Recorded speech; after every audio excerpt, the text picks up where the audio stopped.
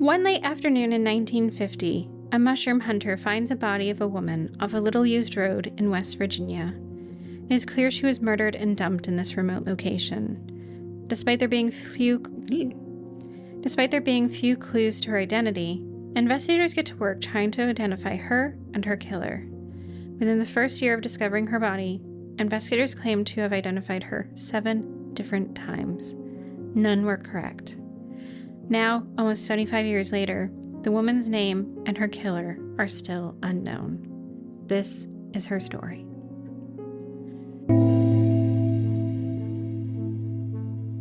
Hi, I'm Vanessa. And I'm Amy. And you're listening to She Goes by Jane. At the end of this episode and every episode, we will be joined by a special guest who will read an original poem by Amy Baker about the women we're featuring. Hi, Vanessa. Hi, Amy. Vanessa, it's been a while since we talked about an unidentified woman, and that is negligence on my part. It's been a while. It has been a while. Mm-hmm. So today we're going to share the story of a woman who is often referred to as Morgan County Jane Doe, and sometimes as Bath Jane Doe, and sometimes referred to as the redhead murder case.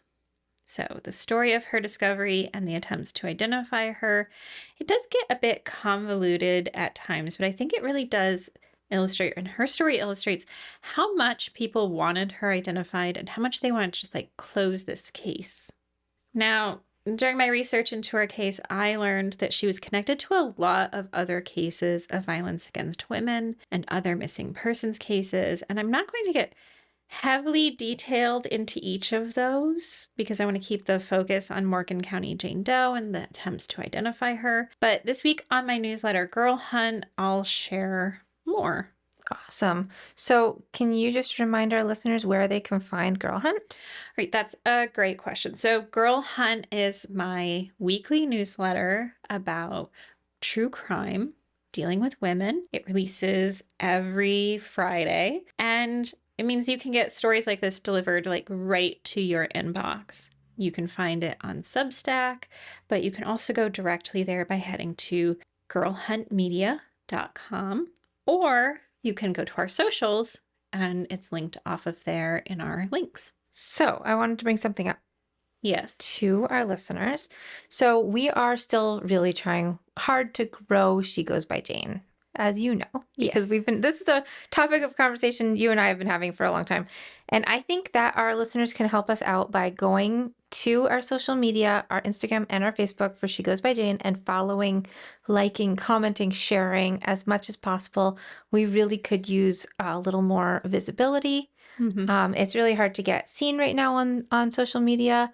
And I would love it so much if some of you would do that for us. So please get out there, get on our socials, like, share, comment if you can. We would appreciate it. I agree. And as a reminder, one of the things is obviously we want to grow She Goes by Jane in our profile so that we can keep doing this work. But also, every time you're sharing out those stories and sharing our podcast, I often believe that it's just really sometimes the case of getting the story in front of the right person for cases to be solved. Either someone will recognize someone, that's obviously ideal, but also other people to get invested in the women that we're talking about.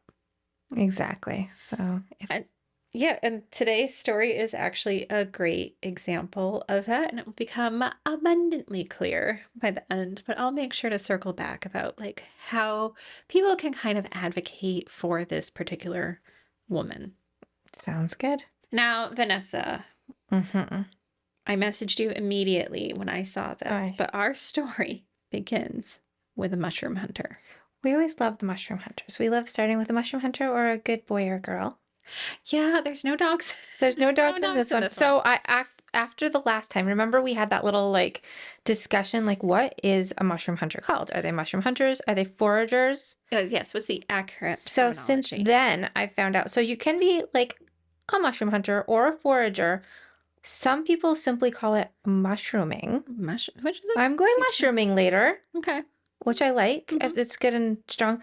But then there are also the mycophagists. I think I'm saying that right. And that is the actual name for people who collect mushrooms for consumption. Oh, Mycophagists.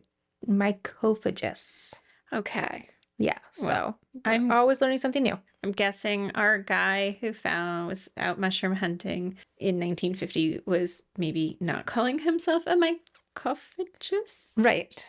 But yeah, He was probably calling himself a hunter or a forager. forager. Yeah. Yeah. He was probably also not mushrooming at that time, but I think that's my favorite one. Mushrooming? Mushrooming. That sounds cute and cozy. It's cute, it's cozy, it's simple. Okay, but this is not cute and cozy. Now, as a reminder, people who are often in the outdoors, hunters, mushroomers, Dog walkers. dog walkers. Yeah. One of the reasons they are actually often the people who find unidentified people or people who are victims or, well, basically bodies out there is, they are just in the right place.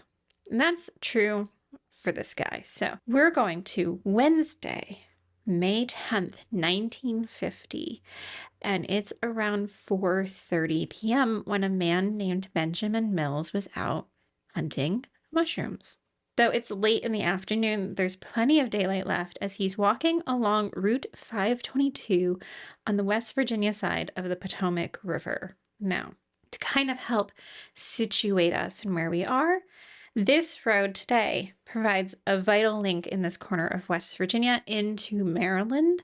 But back in 1950s, reporting on this case said that it was frequently referred to as a little used road or a lover's lane, meaning, a quiet road where lovers would meet for privacy. So this is not at the time a really heavily traveled road, according to these 1950s news reports. So Benjamin's out there and he's scanning the woods for mushrooms. The late afternoon sun glistens off of some red hair in the grass, and this catches Benjamin's attention. So Benjamin scrambles down to investigate, and this is not an easy feat because he had to get down about 200 feet from the main road and down an embankment. That's where he learned that what he was actually seeing was the body of a woman.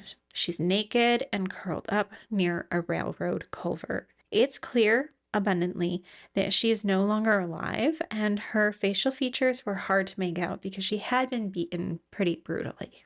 Benjamin immediately walks to the town of Hancock, walking across the bridge into Maryland, since this is actually the closest town. There, he notified Police Chief Howard Murfin and Maryland State Troopers of what he'd seen. When they arrive on the scene, they found it just as Benjamin had described, and though they searched the nearby area, they can't find any clothing or identification for this woman that was found in this location. Now, she's taken. Her body is for examination, and several doctors are actually working to figure out who she was and what might have happened to her. Because as with any person who died unattended and without identification, we know that they're left with several tasks. 1, who is she? 2, how did she die? And 3, when did she die? Now, in answer to the first, who is she, they obviously have very few clues. They determined she's a white woman between the ages of 30 and 50. So again, we're seeing those. That's a very wide range again. Yep. And she's about 5'5" and around 130 pounds. Though there is damage to her facial features, one of the prevailing narratives about her is that she's quite attractive. Every newspaper article is talking about how attractive this woman is. Kind of weird. Yeah. Now, other physical attributes of note is that her teeth are well cared for, and she doesn't have extensive dental work. There is some done, some fillings, and she's missing, I think, her molars, but otherwise, not. She has good teeth. Yes. And her hair is short and red, and it looks like it's been recently permed into curls. So she is a natural redhead, unlike me. And only about 4% of the US population actually has naturally red hair. Now, beyond that, she does have a few notable scars. One is kind of like a W-shaped scar on her forehead. So it's not like a perfect W. It's not like someone carved. For I don't real? know. Yeah. So it's not like that. It's like a kind of, it's just in a jagged kind of shape. Okay. Yeah. Okay, so it's not a carved. No, Oh, no, you're no. just like, okay. I think the reporting on this is like a lot of people thought that, But she had a W carved in her head? yeah, So it's just like a ragged scar. it's a ragged scar. It's got some like Okay. up and down motions to it, right? And also, though, she has a Y-shaped scar on the outside of her right wrist that's about 3 inches long. This is more current, so it hasn't, fully healed. And pretty notably, she has two abdominal scars. One that is now called a hysterectomy scar in the reporting, but was originally reported as a cesarean scar, and one that appears to be from an appendectomy. So, those are all significant clues to help with identification, right? Mm-hmm. They next have to look at how she died. The evidence here seems quite clear. Though no murder weapon was found near her body, she has very livid bruising around her neck, indicating that she was strangled with some type of rope. Like, this is quite deep, so deep that initially they thought she might have been stabbed. Oh. Yeah. And so basically the bruising, the marks are very clear that it's like a rope or garrote of some sort that had been tied around her neck. Now, in addition, she also had fracturing to her skull, and it looks like she sustained at least 3 blows to the head, and her neck is fractured. Their analysis leads them to believe that this could have happened as someone maybe threw her body from a moving vehicle or when she was rolled down the embankment. I'm not sure why they didn't also throw out there that the neck fracture could have happened in the strangling, but this was their theories. Right. So are they just putting the neck fracture is that the only injury they're putting to being thrown out? Like Yes. none of the other ones. Yeah. Okay. And like I said, her facial features, they do appear to be swollen due to being beaten about the face, but this, according to examiners, appeared to be more of an attempt to conceal her identity. I don't know why they came to that conclusion. Or two happened during whatever attack she had experienced. Is it typical for people to do that, to try to conceal someone's identity by beating them? I don't know why. I don't know if I've ever heard of that. Yeah, this is also sometimes going through 1950s procedures and approaches to crimes. But I'm wondering if it was a thing. You know how sometimes we Right. talk about something that seems off the wall, like amnesia. Right. And then it's because we found out that at that time there was one story that included this. Right. And so it gets carried through. So Yeah. I'm not sure. Now, the coroner, C.C. Deitch, he hastily assembles a jury. Basically, this was often done where the jury would weigh in on the cause of death. And they determined, after all the evidence was submitted, that she was murdered by strangulation by person or persons unknown. And then, what's left is, when did she die? This is crucial because it would help them figure out a timeline. Unfortunately, there was not a lot of consensus between the two physicians who examined her body. Now, she's found on a Wednesday, and one examiner believes she died about 3 days before, which would have placed her time of death on, say, Sunday or Monday. Another said that he thought she died about a day and a half before she was found, which would have been, closer to a Tuesday when she was murdered. Now, compiling those details and clues is a start, but it doesn't get them any closer to figuring out who she is. The news of the discovery of her body hits the papers pretty quickly, but there aren't any initial bites in terms of identifying her. There aren't, by which I mean, there aren't missing persons reported from the area. So it's clear right away that this might not be solved super quickly. Well, it seems pretty distinct too with the short red hair. If somebody was missing, it seems like it would have been really easy to put 2 and 2 together, but I guess if nobody's reported missing. Yeah. So there's not a... Right? Yeah. Now, investigators take 2 tactics initially. So first, her fingerprints are sent to just about every police agency they can think of, even those beyond the tri-state area, in the hopes they'd be compared to missing person reports or police records. These are sent along with detailed information about the woman. They also did send this to the FBI, hoping they might have some leads themselves. Now, while they're waiting for anything to come from that, her body is moved to the Newton D. Baker Veterans Administration Center near Martinsburg, West Virginia. Whew. That's a name. Yes. Now, this is where her body is stored in a refrigerated locker. And during her time there, her body is actually removed from refrigeration for viewing by the public. So in the 2 weeks her body is on display, nearly 2,000 people come to look at her. Is this normal? Is this because she's unidentified? What is going on here? Right, because Why? 2,000 people, right? Why? Okay, so something like this doesn't typically happen today, and that's because we have different ways and means of sharing details and images that wouldn't involve people driving miles and miles to view a body, right? But it wasn't necessarily unusual in the past. Like, we did coverage of the victims of the Cleveland torso murders in one of our episodes, and in those cases you actually had victims on display for identification whose body parts had been severed. So like that would have been quite a gruesome experience. So people were coming in and viewing like just heads. Ugh. So they're really just trying to identify her through viewing her? Yes. And 2,000 people think that they might? Well, no, because there's also or just are like we just taking a looky-loo? we're taking a looky-loo too. So like locally to us, like for example, we're in upstate New York, and we actually had a local woman named Peggy Facto. This is historically, who was accused and convicted of murdering her newborn, and she was hung for this crime. And that execution drew crowds from across the region and nearby states to like come and watch the execution. But after her death, her body was put on display for big air quotes? Yes, this is big air quotes. Okay. Scientific reasons. And so many men came and wanted to like touch her body or view her body. But this was not for science. This was because they're pervy. Right. And so they actually had to decide like, we're not going to display female bodies in our town like that again. So yeah, so there are a lot of people who are just coming because it's like they're curious. No. We won't do that. No. Like it's off the table. Let's stop. Right? Yeah. So the prevailing hope, I guess, by investigators is that, she'll be identified through this. Like there's all these people are going to come in and maybe someone will be like, oh, that's so-and-so.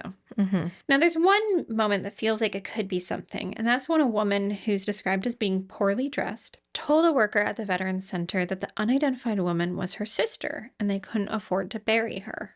And that's why they'd left her on the side of the road. Wait, what? But that doesn't answer anything else. No. So did they beat her before they left her on the side of the road, and then they couldn't afford to bury the woman that just beat to death? Like, what sense does that make? Yeah, so there's like a lot of problems with this. Namely, like the worker tells this after the fact and apparently made no attempt to like get this woman's information.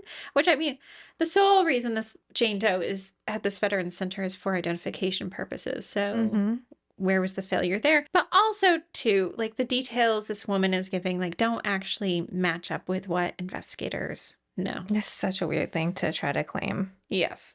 So, okay. So 2,000 people come and view her body. No one recognizes her. And this leads investigators to believe that she's actually maybe not from the area at all.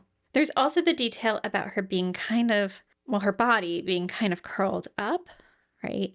Now, this isn't released in the early news reports, which indicate they might have been keeping that information to themselves, the positioning of her body.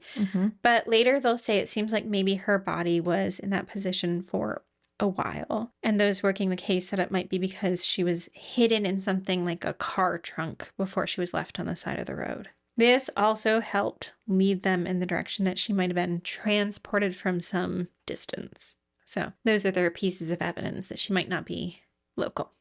Now, on May 11th, which is one day after she's found, the first suspect in the woman's death is brought in. As a reminder, she's, found on the 10th, so... Yeah, how did we do that quickly? Are you going to tell me? I mean, I don't know. This case is fascinating in how many suspects and how many women are thought to be this woman. Oh, really? Okay. Yeah. Okay. So just... Yeah, so number one Okay. is this man named Frank Barnhart. He's a construction worker on a flood control project, and he's away for his work. And he has a wife who was last seen in Pittsburgh, and apparently she's missing. So they bring Frank in right away. But one discrepancy is that his wife had a full dental plate, and again, Jane Doe has all of her teeth.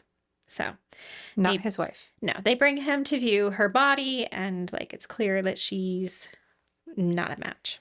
On May 12th, two other leads and possibilities pop up for two different women. The first is a woman named Bernice Franklin. She was a waitress and a divorced mom. But most importantly, for this story at least, is that Bernice had been dating a man named Attilio Accolati. Accolati was involved in a gambling ring that the US government was really pushing to crack down on. And Bernice, after an argument with Accolati, actually becomes one of the key witnesses for the government in the case. So she was like, I'm going to turn in my boyfriend, right? Oh, so she's not even missing. Well, she is. She's going to go missing. Oh, whoa. Okay. Yeah. So this is where she starts out. So she's out there. She's decided to be a witness in this like major gambling case, right? Okay. And Accolati himself, he's actually in jail because he's threatened Bernice in the past. Okay. And then Bernice goes missing in February Oh, okay. of 1950. So there's a gap between her disappearance and the date Jane Doe was found, but some wondered maybe like Bernice had been kept somewhere first. So we have Bernice is missing. The second missing woman is a woman named Haley May Cobb, who was 33 years old and a mother of 6, who had been reported kidnapped from Waldorf, Maryland, about 6 days before the woman was found. Now, for Bernice at least, she's the witness in the gambling trial. Apparently, she had just wandered off. She wasn't missing at all. She Okay, just good. she just said like peace out to this. She didn't want to be involved in the trial anymore. Yeah. So she's gone. Yeah. She was just tired of Yeah. being involved. And Haley May Cobb, she actually wasn't kidnapped at all. She was just hooking up with the man her husband claimed had kidnapped her. Okay, so they're both alive and well. Yes, they're fine. Right. So not either Not of them. No. We'll be back in a moment.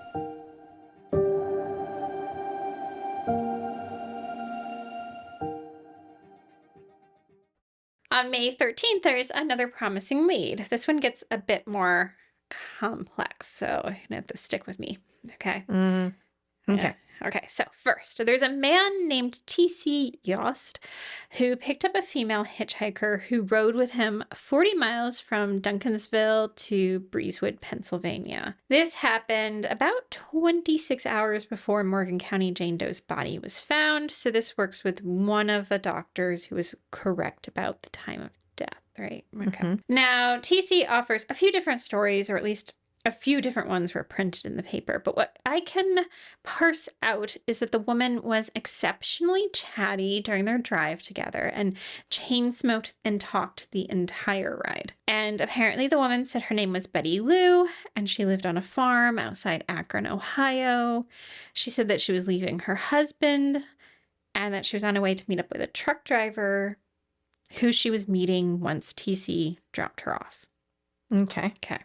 So she's chatty, she smokes. Her name's Betty Lou. Her name's Betty Lou, and he drops her off so Yes. she can meet a truck driver. A truck driver, yeah. So TC says when she left his car, she was limping slightly, which seems like a small detail, but investigators thought it was a solid clue. One of the key details about Jane Doe that they hadn't really shared was that there was a large blister on her right heel. Like, could that have been what would cause this woman to limp? Could they be the same person? Possibly, right? Now, this hitchhiker story is quickly linked to a missing woman from Barberton, Ohio. She's named Mrs. Ursel Elizabeth Russell. So, not Betty Lou.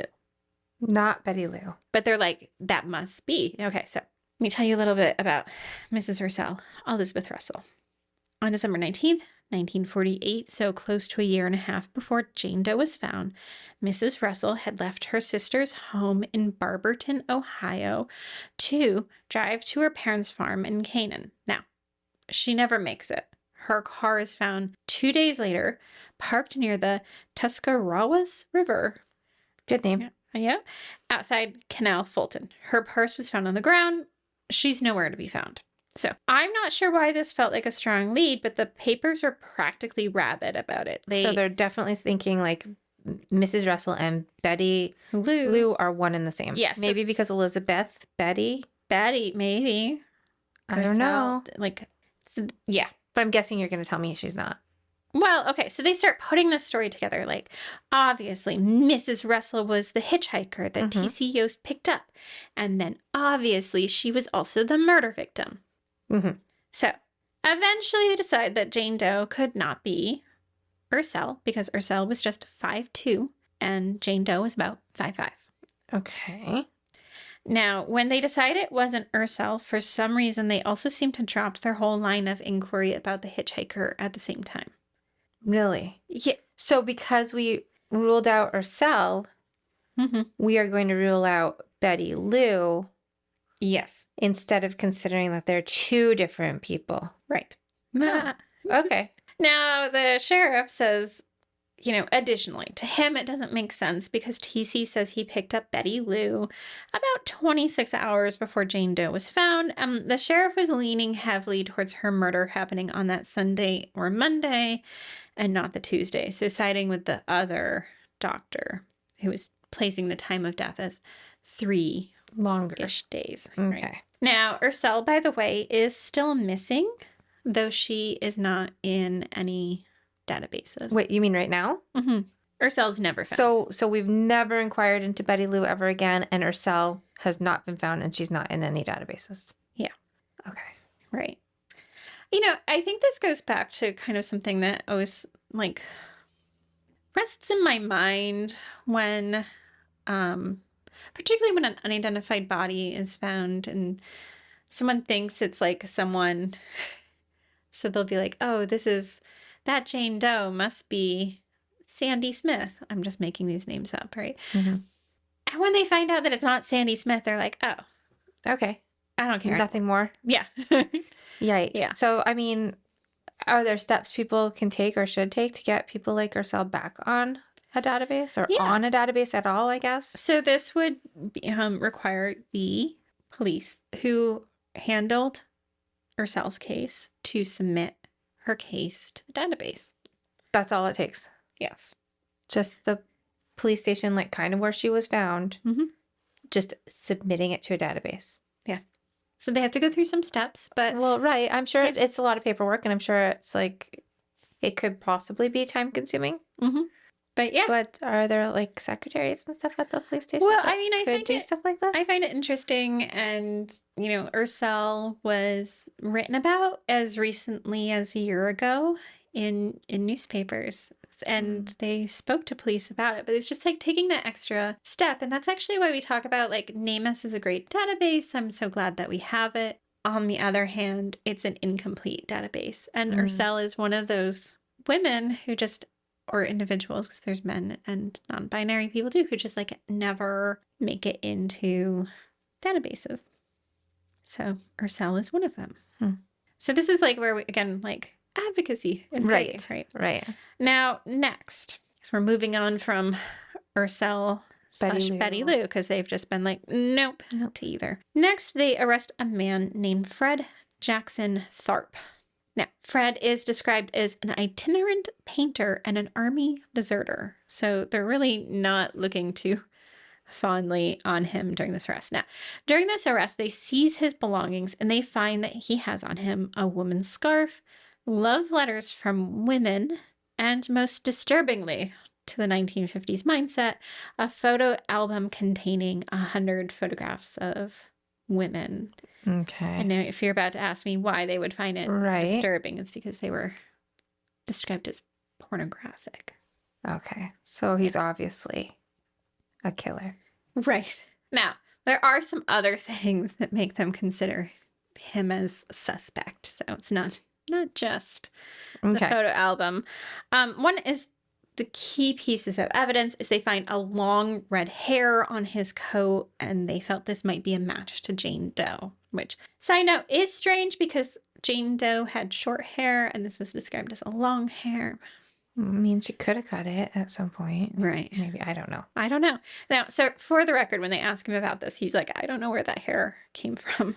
The thing is, like, Fred also has another problem, and that's that in his car, they find a map with a route on it that goes through Millville, New Jersey to Hancock, Maryland, and on to Morgantown, West Virginia. So he was obviously driving through the area. Mm-hmm. And there's a huge problem in this for Fred, and that's that on the Friday night before Jane Doe was found, a teenager named Lorraine Hess was strangled in the town of Millville. So the very town that is circled on Fred's map. So Millville And is another circled. strangling. Exactly. A few days later. Not good. Okay. They also found a neighbor who claimed that Fred told them that he had actually seen Jane Doe's body a full 30 hours before she was discovered, yet Fred didn't report this to police. The Elkins Police Department that had Fred in custody said, "We haven't determined anything yet. He hasn't admitted to anything and has even recanted several statements that he gave us earlier. It all boils down to whether he's lying, and we hope to determine that sometime today."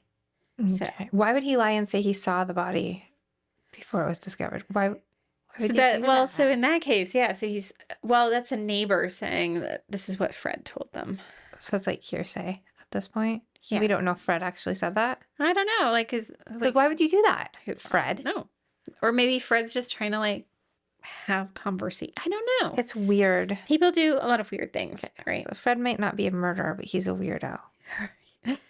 Right. Now, on May 18th, Fred is given a lie detector test, and they question him in Lorraine Hess's murder and in the murder of Jane Doe. And even though the lie detector tests were already panned at this time as unreliable, and I can't say this enough, I've been deeply listening to a book on lie detector tests, but like even in the 1950s, there were questions about their validity, but law enforcement was using them regularly. So, I mean, still, right? we still do, right? Whether what's admissible in a court of law is different, but they're used globally, and yeah, the science behind it doesn't stand. But in this case, Fred passes the lie detector test, and so they let him go shortly after. Just based on that. So, I mean, could he have done it? I mean, We still don't know. yeah. Okay. Now, in the midst of Fred's arrest, they announced that they have identified a woman. She's a waitress from Washington, D.C. Which woman? Jane Doe.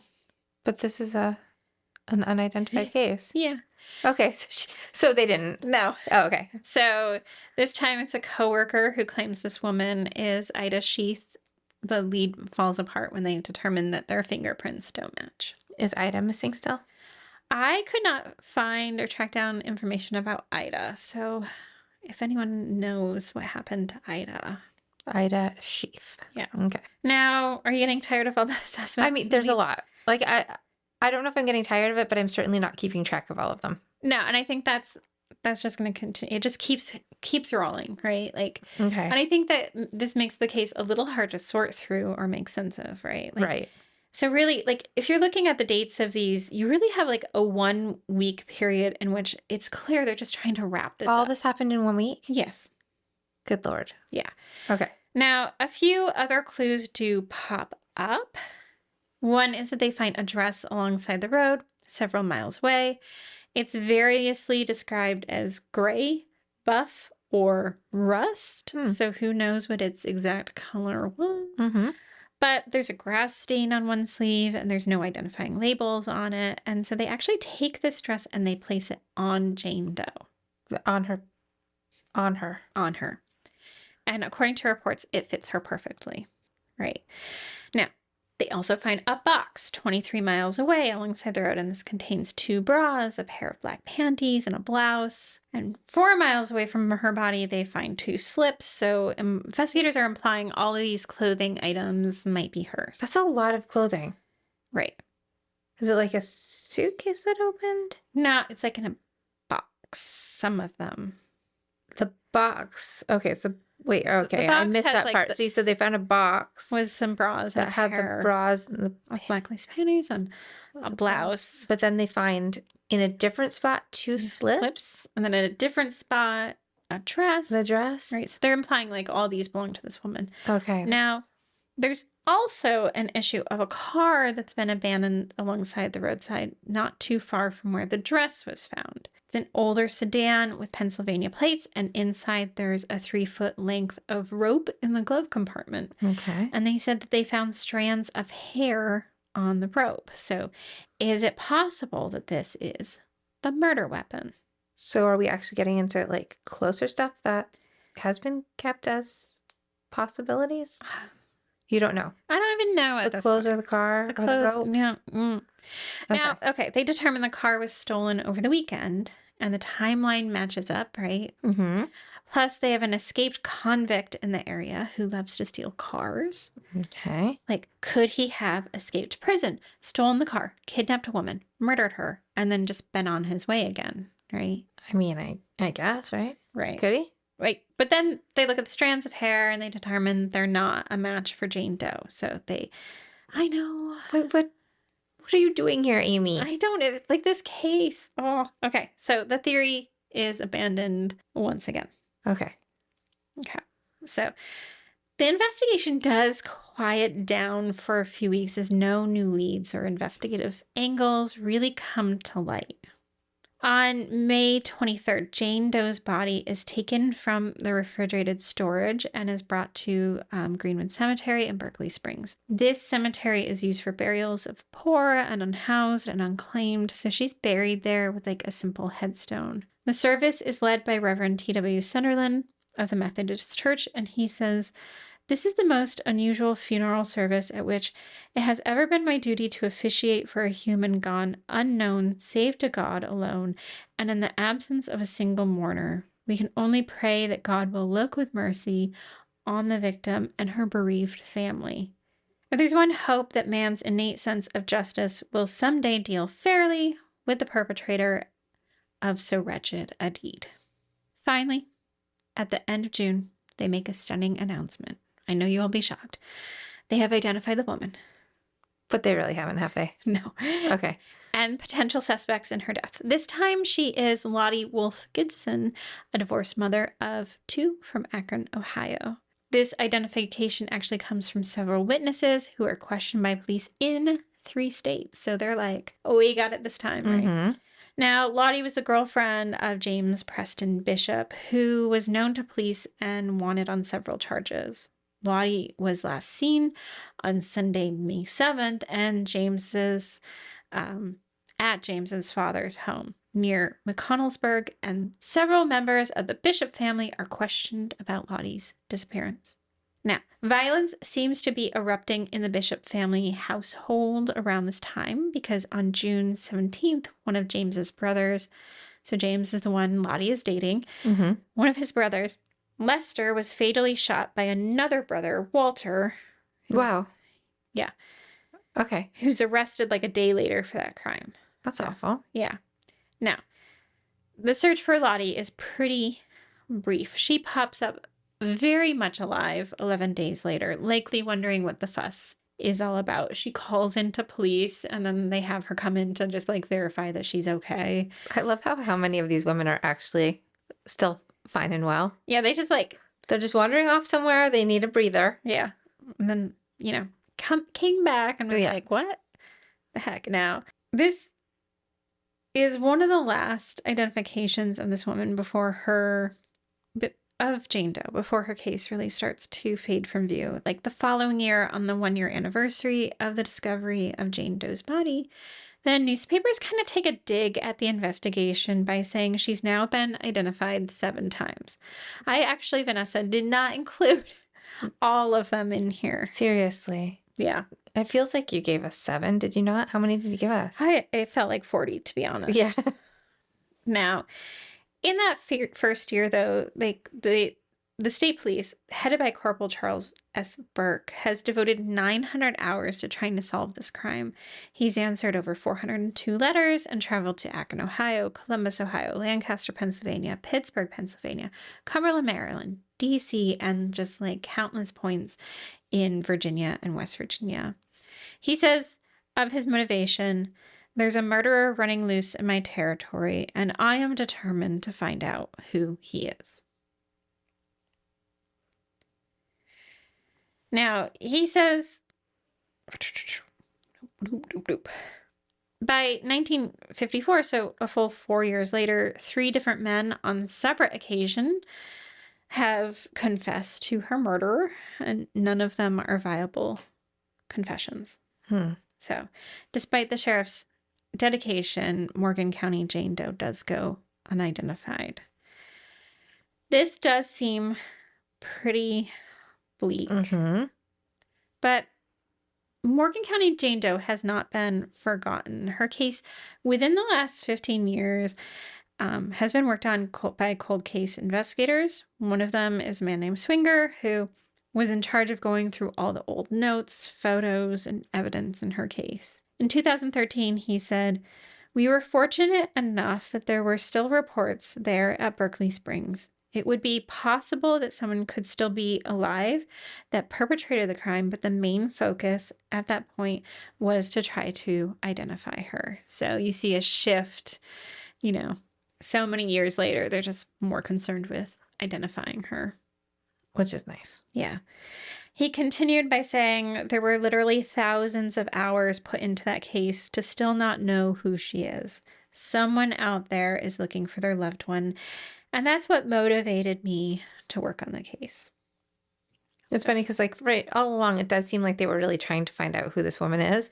But it's just like all those other people popping up and wasting their time constantly. So even when they're trying to do the right thing, it doesn't go smoothly every time. Yeah. I mean, you have to imagine, if you were back in 1950 and seeing this, and every day you picked up the paper and it's someone else. Yeah. Something else. Today it's this woman. Tomorrow it's that woman. Yeah. I can't imagine that really gave anyone in that area much confidence in the police, in their work on it, right? Now, again, this does seem pretty bleak because she has yet to be identified. But in 2007, so going back a little bit even further, an important development did happen in her case. And that's that in that year, 2 different families came forward asking if it was possible that this woman could be their missing loved one. So just kind of collision of time, 2 different family groups who are maybe she's ours, right?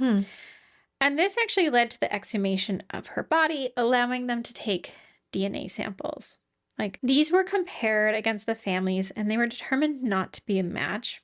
But it does mean that the woman's DNA is on record, making it easier to move forward with an investigative genetic genealogy solve using the tools that we do have available today. Now, in my digging, I didn't see that her case has been taken on by any investigative genetic genealogists, but I hope they do, so that, other women, she can have her name back. We are now going to listen to Amy's poem, West Virginia Pastoral. Unidentified woman discovered May 10th, 1950, in Berkeley Springs, West Virginia.